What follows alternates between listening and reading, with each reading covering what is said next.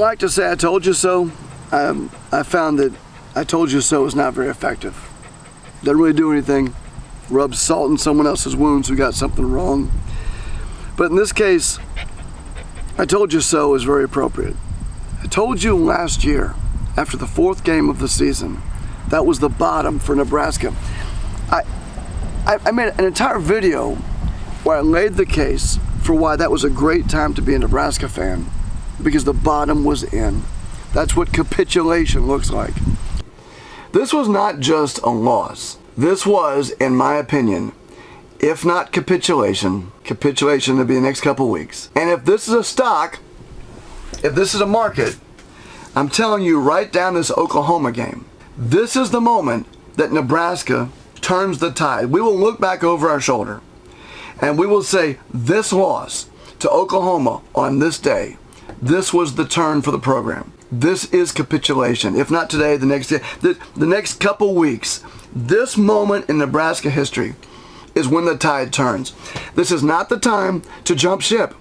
If you were going to jump ship and be a fan of some other team, you should have done that 7, 8 years ago. This is not the time to walk away from Nebraska. And there'll be a lot of naysayers out there, pointing fingers and laughing and mocking. I mean, I was called delusional and all sorts of names for the video I did yesterday. I don't care. This is what happens at bottoms. When you have a program that's going through what Nebraska's going through, you're going to get the naysayers, the mocking. Got it. I totally get it. Totally makes sense.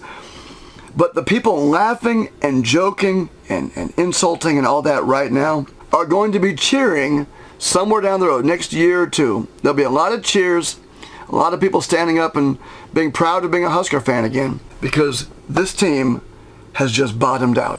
The Oklahoma loss last year capped a 12-game run from the 4th game of the 2021 season all the way to that game. Over that 12 games, Nebraska was 2-10. 2-10 over 12 games, that's a disaster, it's a catastrophe. But since that Oklahoma game, Nebraska is 5-7, which is remarkably better than 2-10, defining that we did see the bottom last year. That was the bottom. Now, in fact, in the last 12 games, Nebraska's 5-7, which, although that's a big difference from 2-10 over the prior 12 games, it's only 1 game less than Nebraska needs to win to go 6-6 and go to a bowl game this year. Now, this is very significant because tomorrow Nebraska plays Michigan. And you may wonder, does Nebraska have a chance? I told you as the year began that I would circle the Michigan game.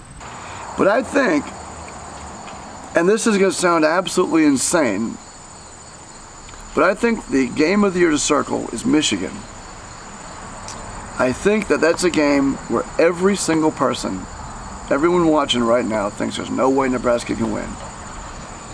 It's, I think, a trap game for Michigan, and I think it's a game that Nebraska will have zero pressure at or in, and I think all the pressure will be on Michigan.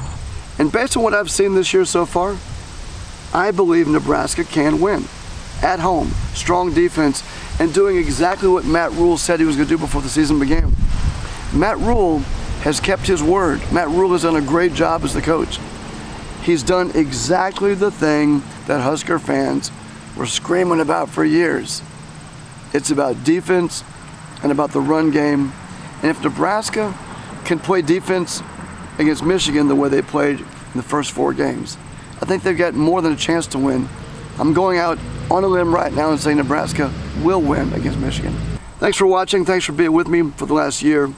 This channel is going to make some changes in the coming days.